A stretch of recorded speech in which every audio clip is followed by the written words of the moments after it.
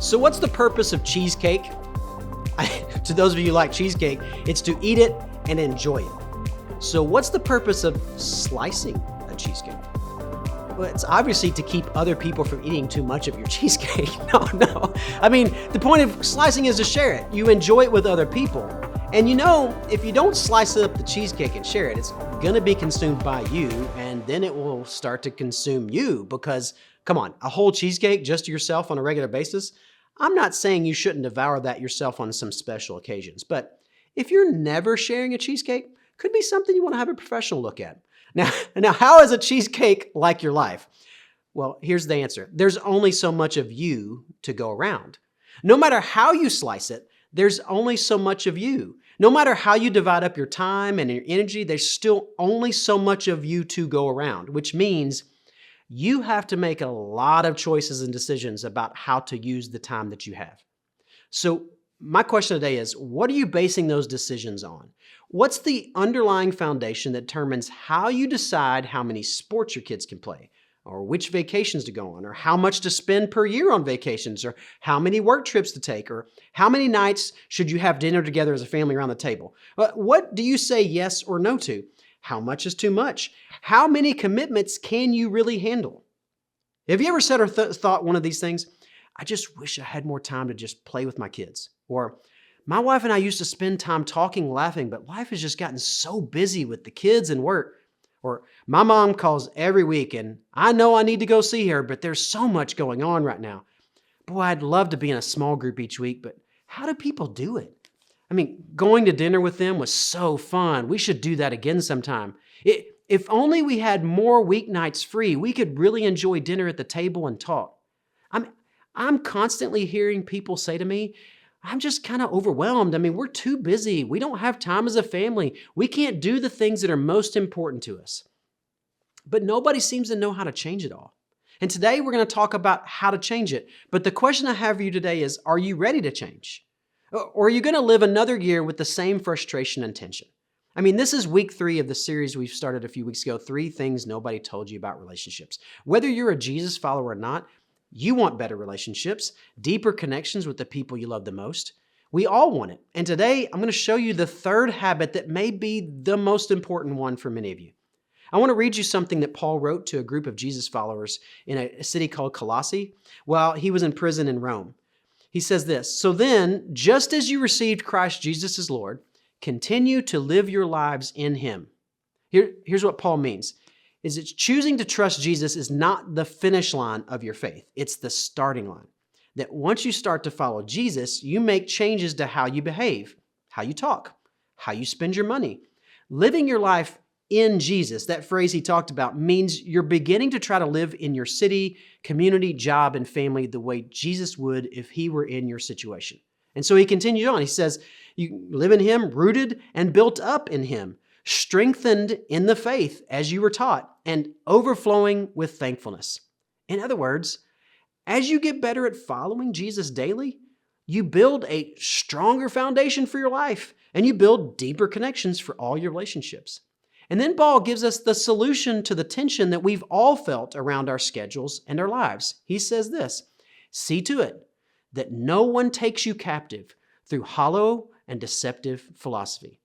Paul just plainly says, guys, if you're making choices about how to slice up your cheesecake based on any other wisdom other than the way of Jesus, you're just going to plain miss out, including how you think about your relationships and spending time with the people you want to develop deeper connections with. I think this deserves some reflection today. Is it your desire for success? I mean, think about it. Do you give your spouse or your friends or your parents or your siblings or your kids the leftovers of your time and energy each day? Are you so worn out and stressed from work that you simply think, I don't have time or energy for them right now? I mean, that's a hollow and deceptive philosophy. It's not bringing anyone a full life. But in your head, you make all these kinds of arguments about how you need to check that email while you're watching a show with a friend, or opt out of a family event to go ahead and get on next week's project. Or maybe it's this for you. Is it your desire for a comfortable life? Like having the perfect house, the perfect furniture, always taking the best vacation, structuring your weekend to be absolutely free from anything other than your own comfort. it's kind of hollow, right? And when you step back, wow, your life is comfortable and easy, but not very full or meaningful. Sure, you've got lots of great photos from all the places you've been, but hardly any time was spent serving or giving to others that connected you to them in a deep way. And without that, you're fine, but you also feel empty, right? And maybe it's this for you. Is it your desire to give your kids the best you can give them? So you chase the best and the biggest and the brightest activities, experience, and sports and achievements, and it feels like you're laying down your life for them because it's draining you and it's definitely draining them. But this is what success for them is made of, right? But really, you're just deceiving yourself because it's actually not creating the depth with your kids or in your kids that you want most. What hollow and deceptive philosophies are directing your time and energy and resources to things that don't actually give you the deeper connections you want with people? Are the choices you're making with your time creating a rootedness and gratitude like Paul talked about? And if it's not creating that rootedness and strength and gratitude, then are you willing to change your rhythm of life? Because intentional rhythms create the deep connections you're looking for. A rhythm is creating consistent space in your calendar to simply be fully available to others.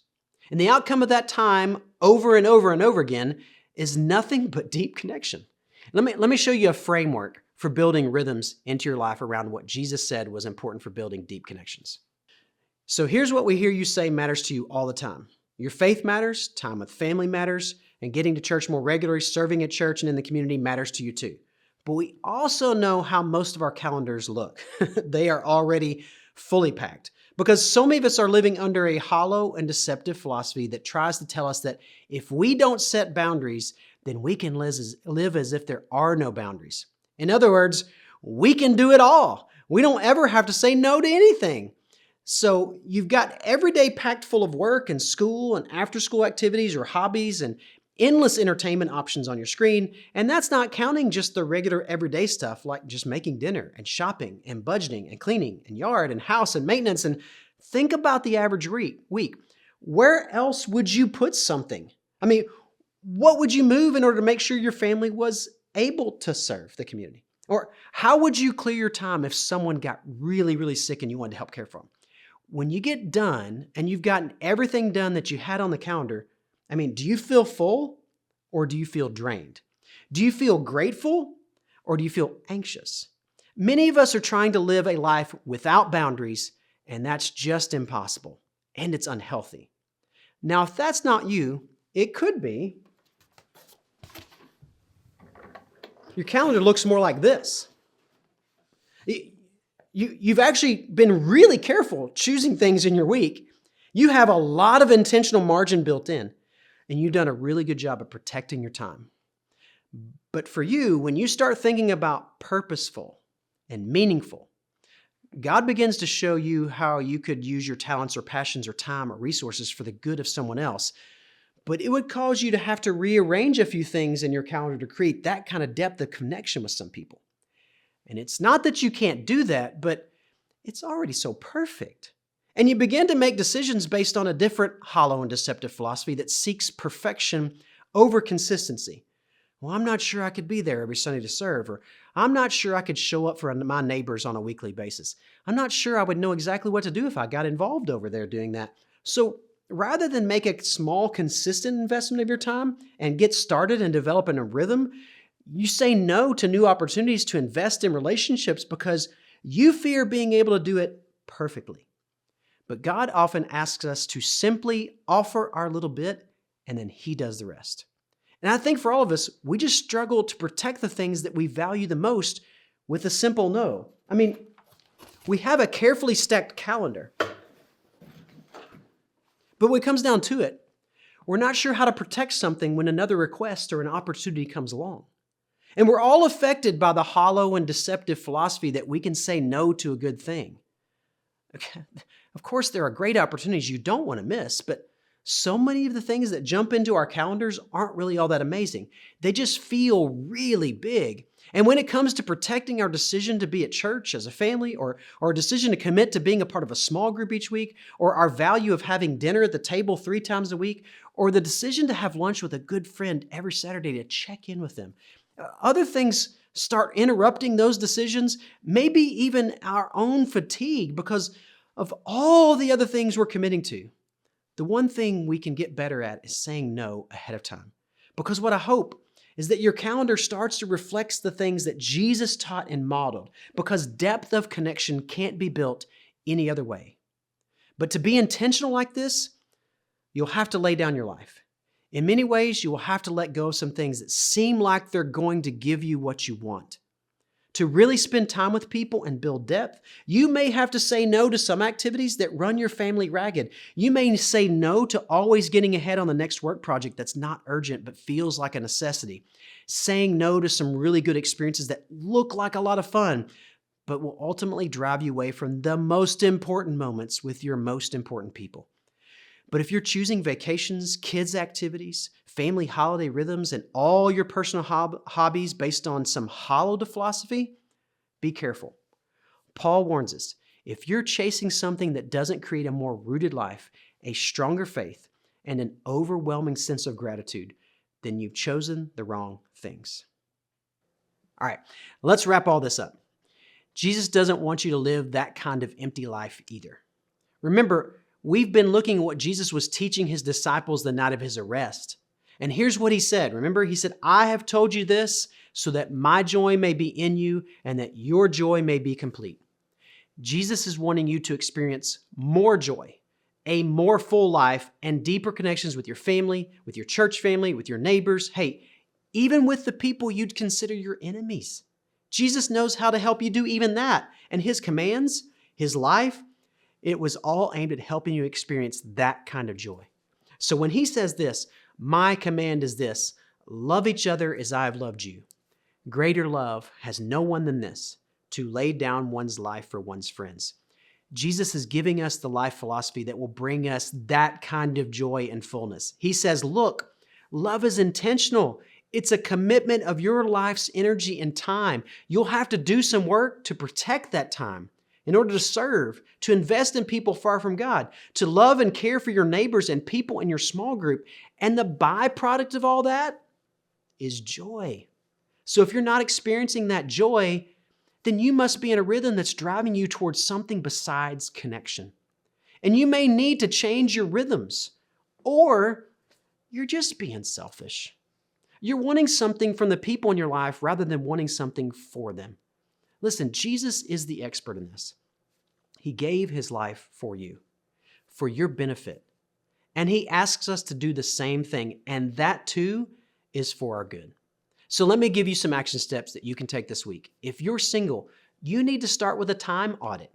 Find an app or start a note on your phone or log it in your calendar. But for the next 2 weeks, track what it is you're actually spending your time on. I've done this at several different times in my life, and it's always shocking. Last year, I tracked everything that I watched, every movie and TV show. And at the end of 2025, I had watched 172 different shows and movies. I mean, that's a lot of time.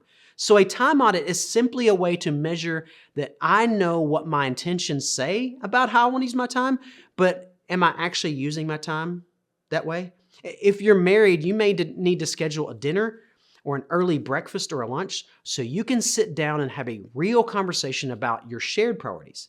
My guess is some of the tension in your marriage is built around misaligned calendars, misaligned priorities, and your communication about those things. And as a couple, you should take time every week, if necessary, to talk through what's most important, what needs to get added, what needs to get canceled. And remember, it's about rhythms of consistency, not perfection. Now, step 2 is the one everyone needs to take. Once you've done your time audit or you've had that conversation about priorities, you start to make some new commitments and create some new rhythms. You're going to need to tell someone else the changes you're committing to make and ask them to help you stay on track. All of us need encouragement to make changes stick. All of us need loving correction from a friend every once in a while who wants to see us living well. Be vulnerable with someone. Tell them what you're trying to change and why you're trying to change it, and then have them pray for you and check back in on you. Give them permission to check in with you to see what's going on. Because all of us want deeper relationships. But it will take intentional rhythms to build that kind of depth. It's not going to just happen. And it often won't happen in the ways that you try to make it happen.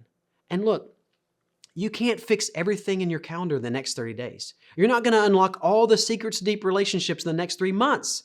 But imagine 1 year from now, after you've been practicing aligning your calendar with the most important things in your life, when you've said no to some good things and at the same time had that FOMO, but weeks later you realized, oh, I'm glad I said no. Boy, that gave you the depth of time with your small group to be there for someone who is going through a tough season. Or that no to something that looked amazing, it gave you a free weekend to serve at church and add value to others.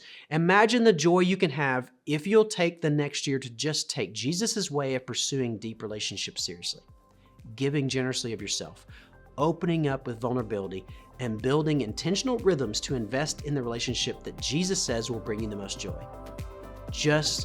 That's what Jesus wants for you. It's just that simple. And so do I. Start making changes this week. Find a good friend to help you stick with it, and see what God does to increase the depth of your relationships.